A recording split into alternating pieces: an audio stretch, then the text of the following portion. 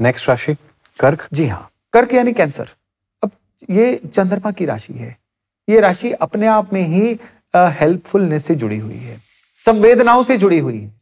कर्क राशि वालों के लिए इस साल का जो सेकंड हाफ है, ये पहले हाफ के कंट्रास्ट में बहुत ही ज्यादा चेंजिंग है। साल का जो पहला हाफ रहेगा उसमें इनके लिए प्रॉपर्टी के मैटर्स बहुत प्रोमिनेंट रहेंगे, फैमिली के मैटर्स ये बहुत प्रोमिनेंट रहेंगे। यानी कि पहले साल में क्या होगा कि इनका अपने फैमिली मेंबर्स पे कोई ना कोई ऐसा खर्चा करना, फैमिली मेंबर्स को अपना कोई क्वालिटी टाइम देना, फैमिली मैटर्स की वजह से काम से ऑफ लेना, घर के अंदर किसी ना किसी तरह का कोई मंगल कार्य आयोजन होना, ये सारी चीजें रहेंगी। और उसकी वजह से इनको साल का जो पहला हाफ है ना, अपने तरक्की प्रोडक्टिविटी के लिहाज से बहुत ही स्लो चलता हुआ महसूस होगा। इनको ऐसा लगेगा कि चीजें इनकी फेवर में नहीं जा रही हैं। और स्पेशली इनके लिए एक विंडो बनेगी फरवरी मार्च वाली, जिसमें चंद्रमा और सूर्य का ग्रहण आना है। उस समय पे इनके अपनी गुडविल भी स्टेक पे लगेगी, इनके जो खर्चे हैं वो भी बहुत ज्यादा होंगे, और हेल्थ मैटर्स भी इनको कहीं ना कहीं परेशान करते रहेंगे। लेकिन फिर आएगा इस साल का सेकेंड हाफ, जब बृहस्पति जो है वो कर्क राशि में चले जाएंगे अगस्त के बाद।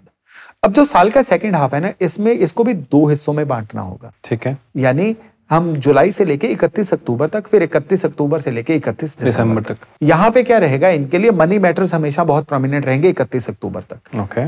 ये जिस भी काम में हाथ डालेंगे वो काम सक्सेसफुल होना शुरू होगा। इनके अंदर क्रिएटिविटी बहुत बढ़ेगी, इनके साधन ऐसे बनेंगे जिसकी वजह से इनके जीवन में नए नए वैल्यू एडिशन होते चले जाएंगे। लेकिन इसी समय पे इनका अंदर एक ईगो बहुत बढ़ जाएगी, इनके अंदर गुस्सा बहुत बढ़ जाएगा। मुझे सिखाने की जरूरत नहीं है, मुझे सब आता है, ये वाली जीवन के प्रति अप्रोच बहुत बढ़ जाएगी। और उसकी वजह से भी इनको अपनी लाइफ में कहीं ना कहीं चीजें थोड़ा सा स्लो डाउन होती हुई महसूस होंगी। अगर कर्क राशि वाले इस विंडो में यानी जुलाई से लेकर अक्टूबर के विंडो में नई नई चीजों को सीखते रहें, अपने अहंकार को कंट्रोल में रखें, अपनी ईगो को कंट्रोल में रखें, विस्फोटक ना हो, ट्रिगर ना हो बात बात पे, तो फिर ये समय गोल्डन समय रहेगा इनके लिए। गोल्डन समय इनके लिए बेसिकली अपने इमोशंस पे कंट्रोल रखना है। ये वैसे इमोशनल है, इनके लिए ये सलाह मैं दूंगा ही नहीं। ये इमोशंस पे कंट्रोल रख ही नहीं सकते। यानी अगर एक पंछी को आप उड़ने से मना कर दो, फेफड़ों को सांस लेने से मना कर दो, तो उनका फंक्शनिंग क्या रह जाएगी। ये बने ही इमोशंस के लिए हुए हैं, तो जी भर भर के इमोशनल होइए, लेकिन इमोशंस को खुद पे हावी मत होने दीजिए। इमोशनल होके खुद को सेल्फ सैबोटेज जिसको बोलते हैं, खुद का नुकसान करना, वो मत करें। इनकी फितरत होती है। हाँ, इनकी फितरत होती है। यानी इनका एंगर कई बार ऐसा होता है कि वो एंगर की वजह से रिलेशन खराब कर लिया, नहीं तो सामने वाले से बोलना ही बंद कर दिया, खुद पे सारा गुस्सा उतारा। अच्छा। खाना छोड़ दिया, ओवर ईटिंग करना शुरू हो गए, सैर करनी बंद कर दी, खुद को सजा देनी शुरू कर दी, ऐसी चीजें। इमोशनल होना इनके हाथ में नहीं है। इमोशंस को रिलीज कैसे करना है वो पूरी तरह से इनके हाथ में है। और बृहस्पति तो इमोशंस को रिलीज भी अच्छे से करवाएंगे।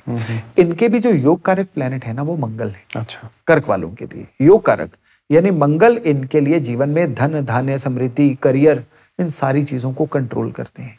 तो इनके लिए भी गोल्डन न्यूज ये रहेगी कि इस साल में मंगल वक्री नहीं हो रहे हैं, तो इस समय में इनका करियर एक प्रोग्रेसिव वे से आगे बढ़ेगा। साल में लगातार इनको अपने करियर में एक अपलिफ्टमेंट होती हुई महसूस होगी। इस साल में नया क्लाइंट बेस इनके लिए बन सकता है।